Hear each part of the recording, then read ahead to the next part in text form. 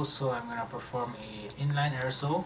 So first is make sure we check the patient's chart, make sure we gather all the necessary information. Once we're all done, make sure the medication of course is with us or inside the patient's room. Wash our hands or sanitize, wear appropriate PPE.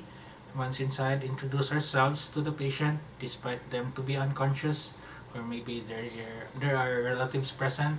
Check the ID band for confirmatory purposes, and then moving on, we should always make sure do our assessment to the patient, listen to the breath sounds, take note of the ET tube, the placement, make sure we check the other vital signs such as the heart rate, SpO2 level, and once we're all done, take note also if there are secretions, so that way if there are secretions present, we can try to suction it first before doing the treatment. So after that, we're gonna have the treatment. So with the treatment, make sure we have this adapter, a T adapter in place.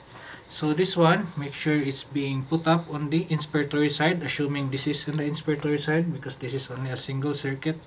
So with this, make sure we have to position it in here, that way. And then with this, it should have this connector on this side, as we can see here.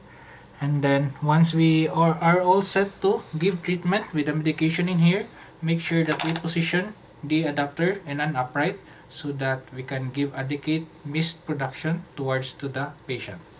So with that, make sure we start ventilation, and then if you want to start with the medication, press this button and then there's a green light on it. So we can also try to take note with the hissing sound, so it means that there is already medication giving up.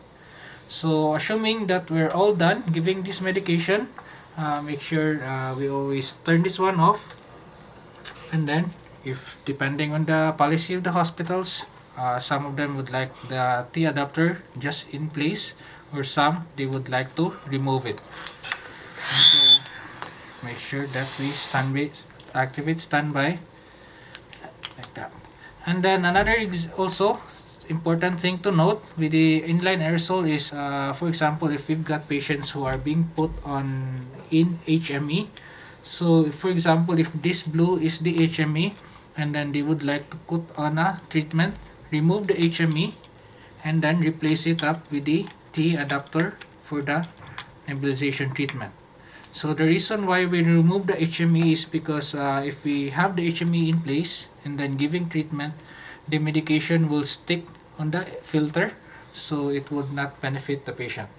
And then if you're all done giving the treatment, make sure you remove it up, and then if this is the HME again, so put back the HME in place. So that's it.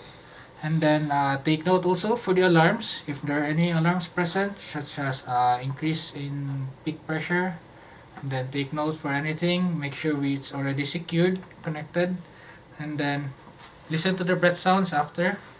And then if you still sense there is secretions, that would be better to do suctioning after, right after nebulization, because the secretions are being loosened up.